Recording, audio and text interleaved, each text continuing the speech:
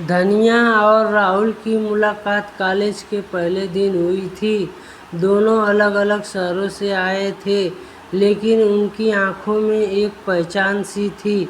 धनिया भोपाल की रहने वाली थी, जबकि राहुल मुंबई से था। कॉलेज का पहला दिन हमेशा खास होता है, और उस दिन पूरा कैंपस नया युग से खचाखच भरा था। धनिया और राहुल की क्लास भी साथ में थी। जब वे पहली बार मिले, राहुल की हंसी और धनिया की मासूमियत ने दोनों को एक दूसरे की ओर खींच लिया।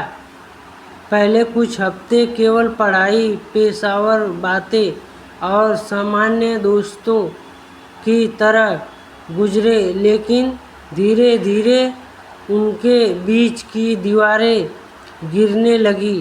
कॉलेज के प्रोजेक्ट्स में काम करते हुए वे दोनों अक्सर लाइब्रेरी में एक दूसरे से मिलते, कैफेटेरिया में चाय की चुस्कियां लेते हुए उन्होंने विभिन्न विषयों पर लंबी बातचीत की। इससे उन्हें दिल की धड़कनें तेज होती जाती थी। राहुल की मुस्कान में धनिया के दिल की धड़कनें बढ़ जाती थी, और धनिया की हंसी राहुल के दिल के करीब जाती जा रही थी।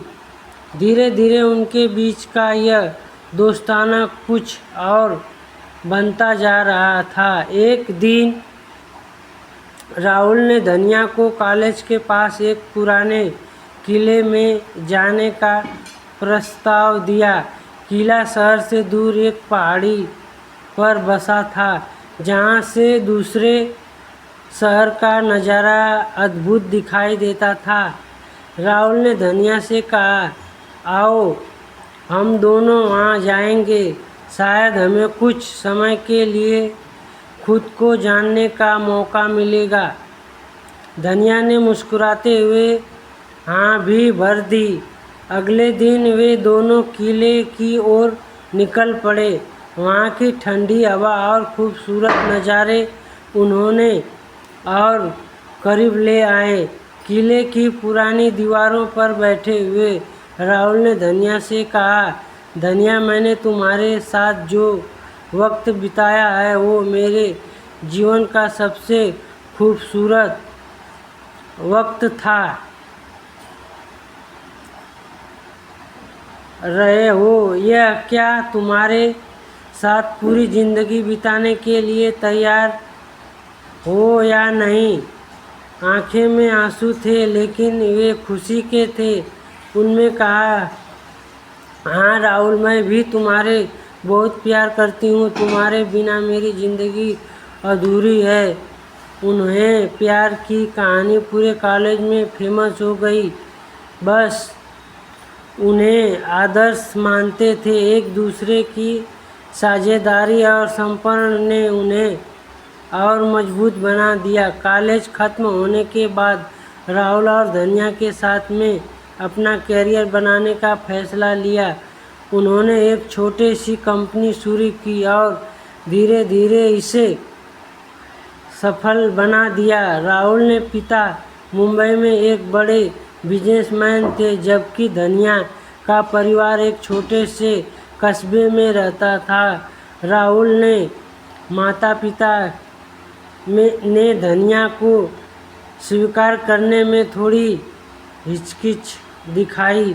उन्होंने माना कि उनकी पारिवारिक स्थिति और धनिया की पारिवारिक स्थिति में बहुत बड़ा अंतर था, पर राहुल अपने माता पिता को समझाने में कामयाब रहा कि प्यार किसी स्थिति या अस्तित्व को नहीं देखता।